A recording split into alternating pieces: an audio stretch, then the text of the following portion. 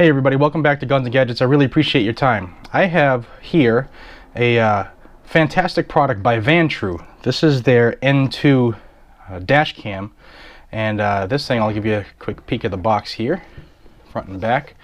This is a dual dash cam, which has obviously two cameras, thus the name. One shoots out your front windshield, the other shoots into your car.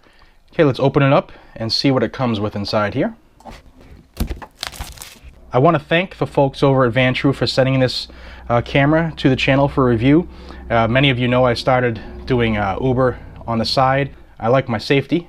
You can use this to record as you drive in case your vehicle is struck. You have all kinds of evidence in the event of an insurance claim as well. So what's in the box here? Let's put this to the side. You got a thank you card with your serial number on it that gives you a quick synopsis of what the buttons do, and we'll go over that. This is your warranty card. Also, you get a pretty decent user manual. It has 17 pages in English, as well as corresponding pages in other languages, so you can go over in depth all of the options that this comes with. And here is the camera itself. It is packed in a pretty dense foam to keep it safe. Put that aside.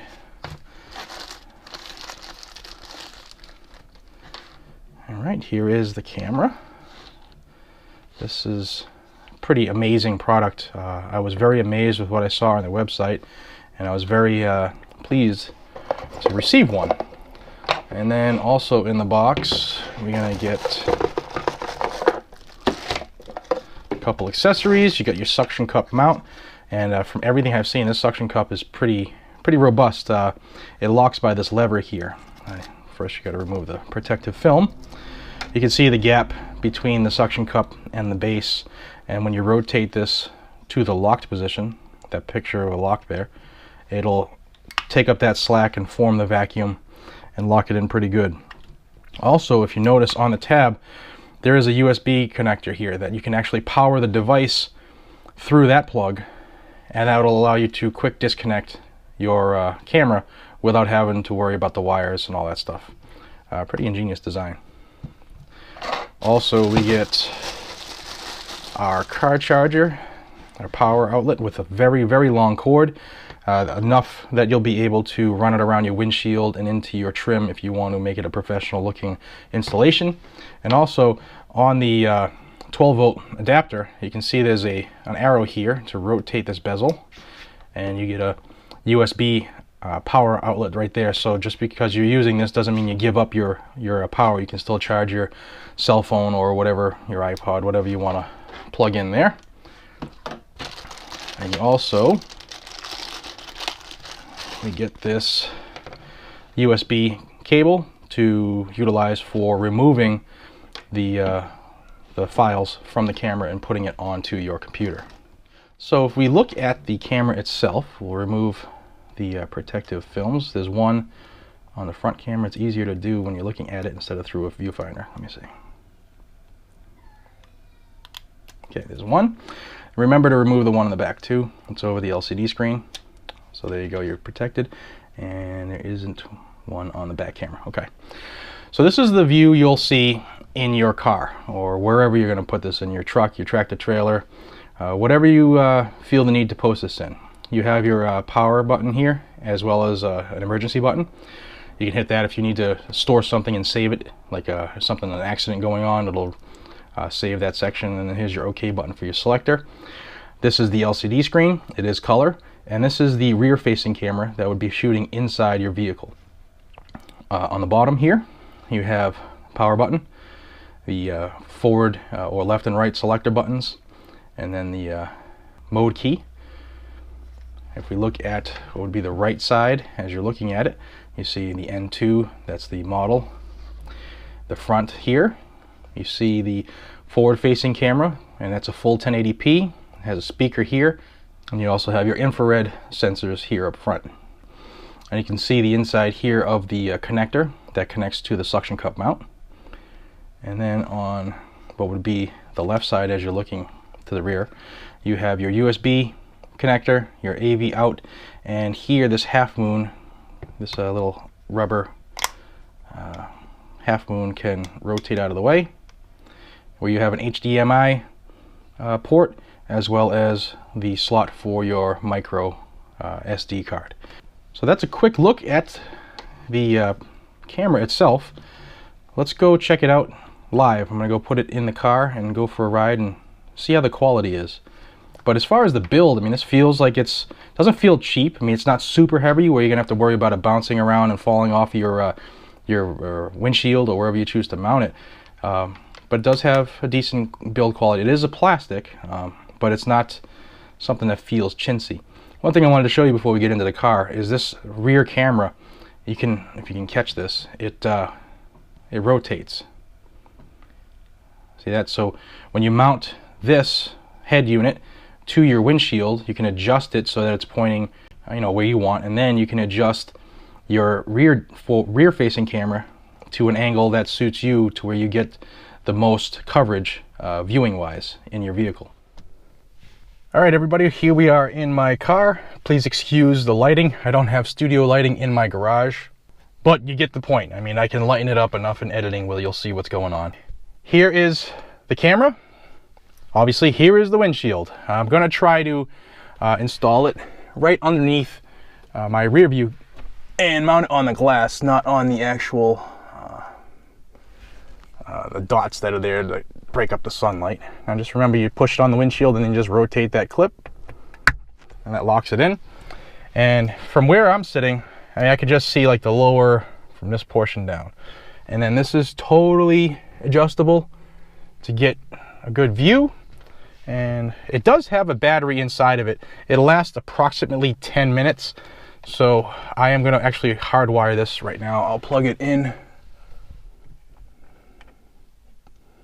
I'll plug it into the mount so that I can show you the quick disconnect. And I'll leave this just dangling for now. So excuse the, again, unprofessional installation. Just doing this real quick before my children go crazy inside. And I will power this on my cigarette plug here.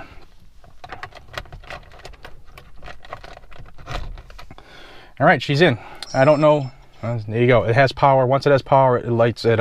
It goes active and turns on automatically, and it is automatically recording. So your OK button is your on-off recording. So if you want to stop it, you just push that and it'll start it again. You'll know that it's recording because you'll see a timer actually recording there. And the front camera has its own timer on the bottom, and the rear camera is up top. Now both cameras are HD. I'm going to try to find the center line of my car and what it's pointing at out front. And I guess that's pretty good. And then we're going to take this for a ride on my way to work today and see how good this does. Now, as you can see, here's my rear view camera. You're going to have to play around with this based on your individual vehicle and how it's set up. But you get the point. I mean, I'm going to adjust this a little more, my rear view. I'm a tall person anyway. I don't need to see out the top here. I'm not worried about starships or anything. And now you can see I opened up the area in the back here where people would be sitting, whether I'm driving Uber or I'm just driving with my kids or whatever. So I have that point of reference. And it looks pretty centered from here. I'm in my garage, so when I get out today and on my way to work, I'll do the live recording. But you can see here, that's pretty easy setup. That's it. It was done. I connected power and stuck it to the windshield. That's it. You do, like I said, you have to have your own SD card. If you go on there, the link is in the description. Their store is on Amazon, and it's a picture of a 32 gigabyte SD card.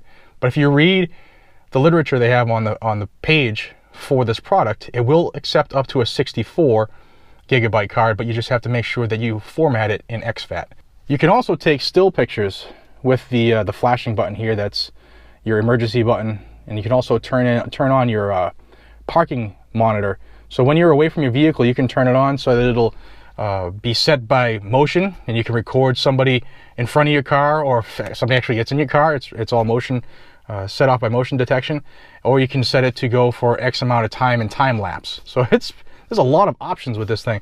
One thing that I just found out on the way to my vehicle is I thought, well, it has an SD card. It has a micro or a USB, a mini USB power source. Why can't I use this out and about? Why does this have to be just a dash cam? And the truth is, it's not. It doesn't have to be just used for a dash cam. This is a 1080 HP dual HD camera.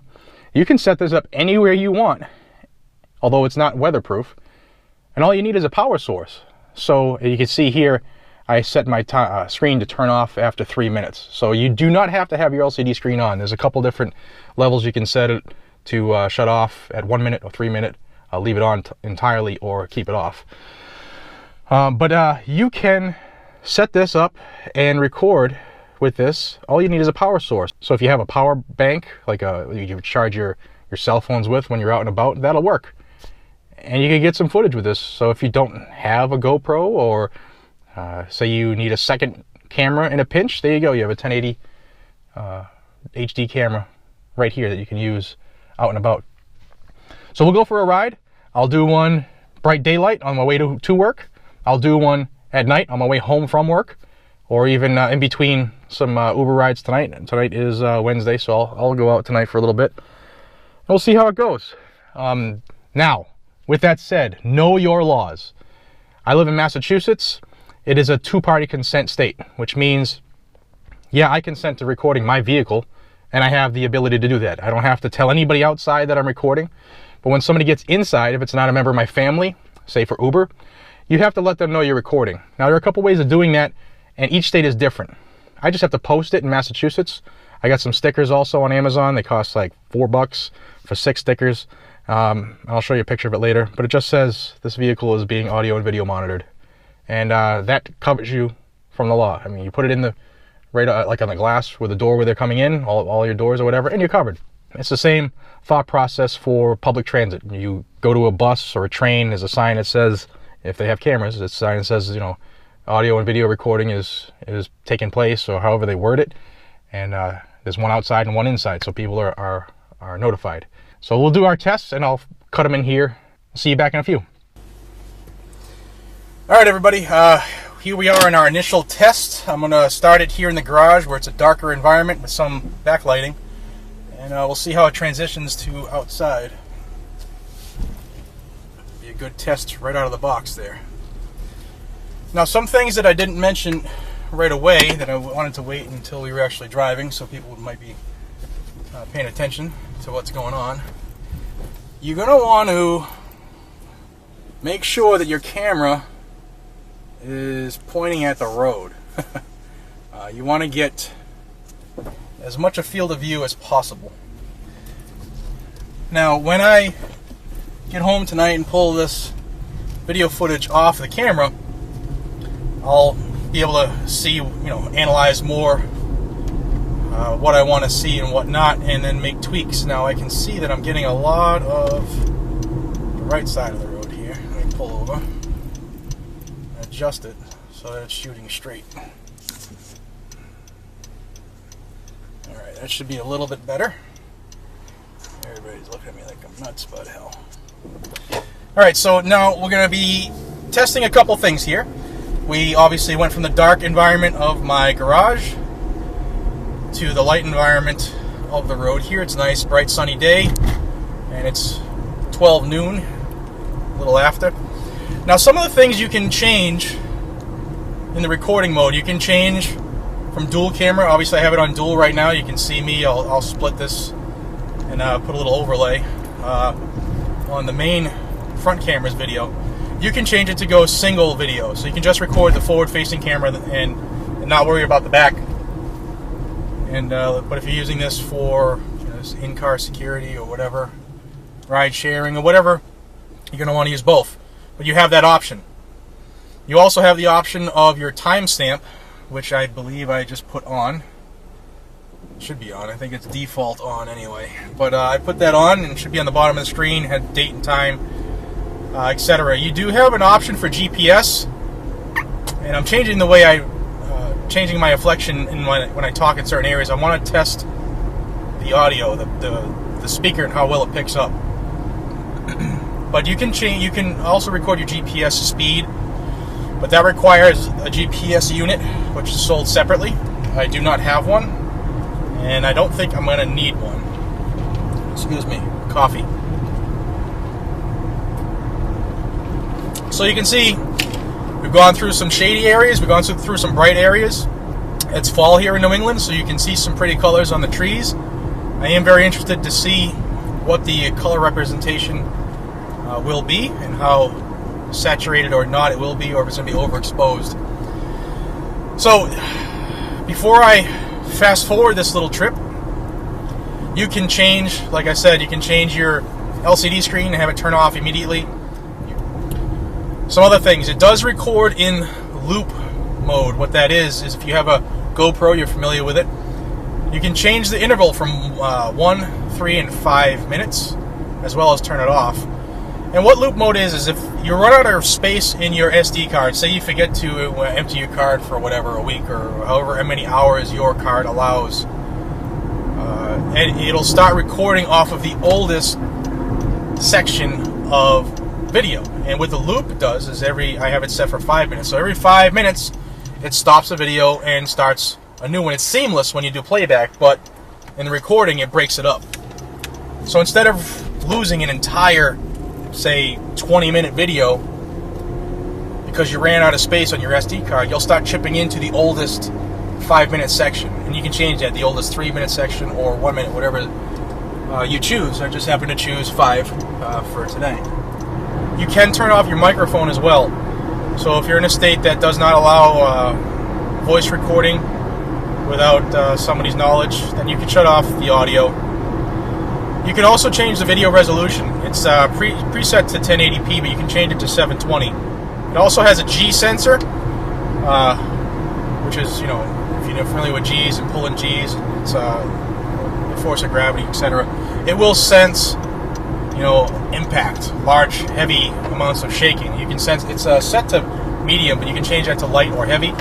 What it does is if you're in an accident, it automatically saves that video, and it can't be recorded over. So if you forget and you let your thing keep recording, and like we just talked about loop mode, it won't go over anything that's saved. You can tell if something's been saved. It'll be there'll be a key icon in the top right corner of your LCD. So now I'll shut up and enjoy the ride. I'll speed it up so that you don't have to go through the whole spiel, but there's going to be some changes in area and lighting, and I want to see how it affects the video. One thing I wanted to mention is I did tuck the 10-foot cable in the trim here. Most cars made after like 1990 are like super modular and everything's plastic and there's gaps. I finger tucked the cord all the way around my windshield, around the A-pillar, and up and under the dash to where it's plugged into the cigarette lighter. So you can't even tell there's a cord now.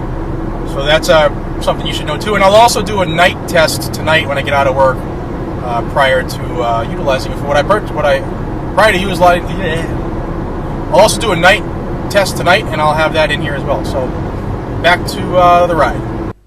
All right, I just got off of work. It's 10 minutes of 10 p.m.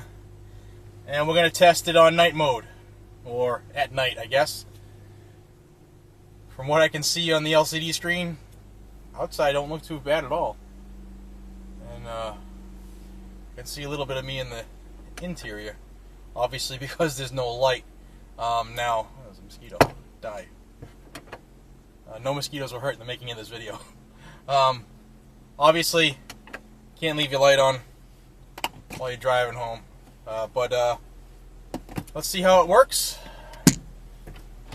Give it a shot at night.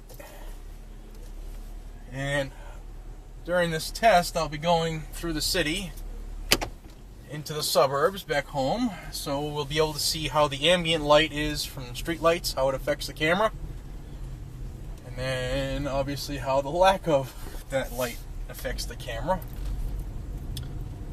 And I'm interested to see how direct headlights affect it, both the forward and rear facing camera. So let's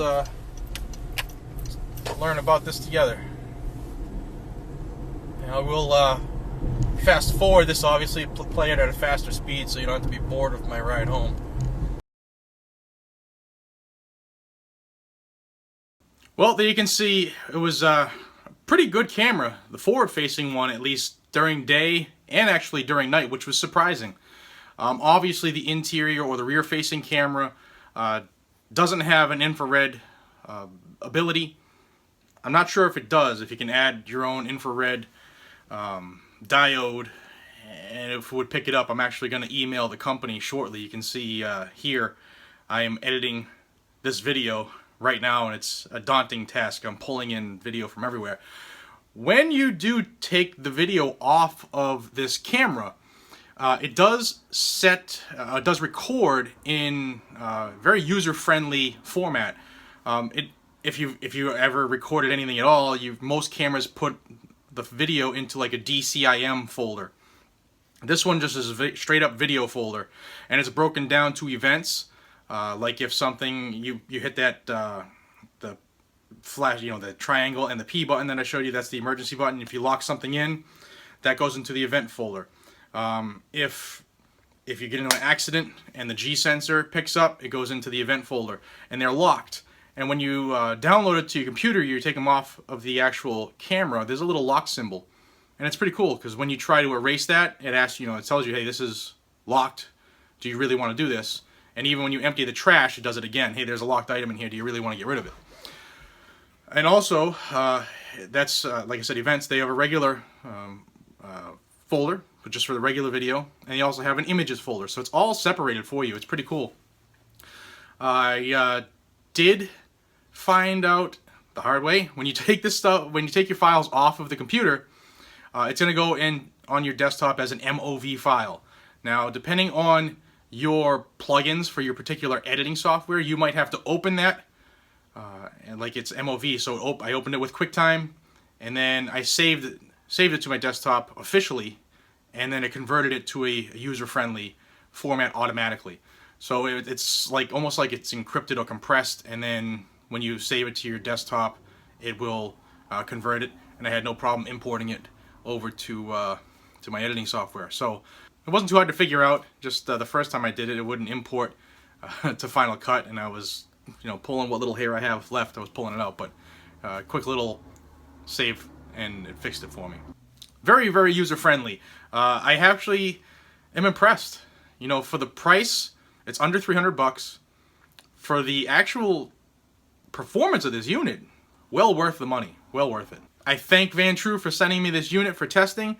I'm thoroughly impressed with it. If you're in the market for a dash cam, whether it's for ride sharing, or you just like to document things, film the countryside. You saw some nice footage here in New England during fall. If you're a tractor-trailer driver and you want to document everything you do, just in case somebody cuts you off, you get into an accident and you might need it for evidence, this is a very, very good option. And the unit is very small. You just disconnect it and bring it in and download the stuff to your computer and plug it back on your windshield, and you're good to go.